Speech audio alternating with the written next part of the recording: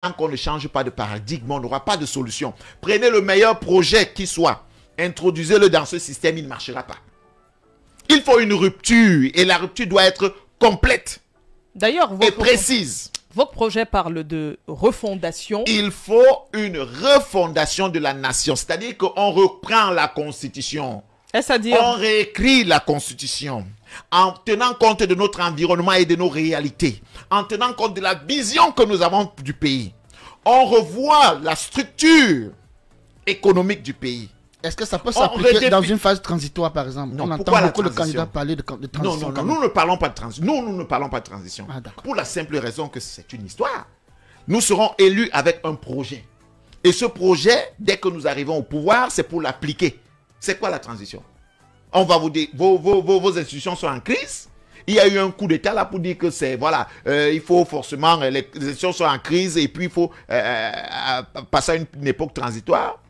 En réalité, ce que nous disons, c'est que un projet comme le nôtre, souverainiste que nous avons, qui est un projet de liberté pour le pays, nous n'avons pas peur de dire aux Français qui collaborent depuis avec notre armée dans le renseignement que vous avez échoué. Mais il faut le leur dire, il faut avoir le courage de leur dire. Vous mettez nos soldats, écoutez, vous mettez nos soldats en danger. Parce qu'en réalité, lorsqu'ils sont attaqués, c'est parce que le renseignement pour lequel vous travaillez avec nos forces de défense ne marche pas.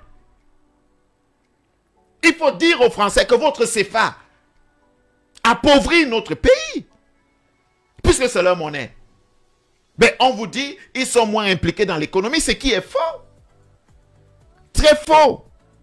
Toutes les transactions que nous faisons, il faut des devises. Mais en attendant, quelle est la monnaie que nous avons? C'est le CFA. En quoi il est utile pour notre... On vous parle de stabilité, des conneries qu'on raconte. Vous savez, Emmanuel Coco, souvenez-vous bien, nous avons mené une grève de la faim contre les accords de partenariat économique. 2014. Tous les meilleurs économistes du Cameroun sont montés sur des plateaux pour dire qu'il fallait que le Cameroun signe les accords de partenariat économique parce que ça allait être salvateur pour le pays. Où en sommes-nous? Ce sont les mêmes qui viennent vous dire aujourd'hui le Cameroun perd un millier de milliards à cause de ces accords. Vous avez d'ailleurs fait une grève de la faim l'année dernière. Les mêmes produits qui entrent, qui ne payent presque pas de taxes, sont très chers sur le marché. La vie devient de plus en plus chère. Pourtant, les produits entrent sans payer de taxes. Vous avez du ciment. Les prix du ciment augmentent et pourtant vous avez du clinker. Le clinker camerounais, vous avez du gisement du clinker du côté de Figuil. Qu'est-ce qui explique que le sac de ciment n'est pas à 2000 francs sur le marché? Pourtant, vous avez toute la matière. Écoutez, vous avez toute la matière, les composants du ciment. Qu'est-ce qui explique que les tôles, tout ce que vous voulez, ne soit pas à des prix très accessibles? Vous avez la bauxite.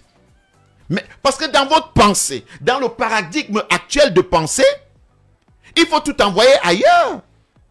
Ce ciment-là, c'est pas à la France qu'on a encore donné? Le clinker?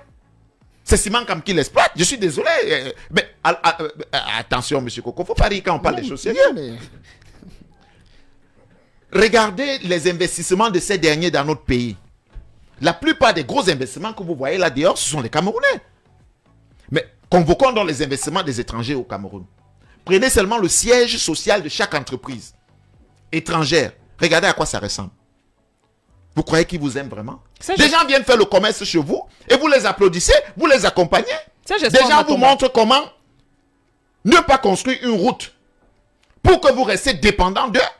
Les gens vous disent que votre pétrole, Marie-Flore, vous ne pouvez pas, avec votre Sonora, transformer ce pétrole. Eux, chez eux, ils ont 11 raffineries. 11. Ils n'ont aucun puits de pétrole. Vous avez le pétrole, vous prenez votre pétrole pour aller le raffiner en France. Et puis, vous achetez le bitume pour faire les routes.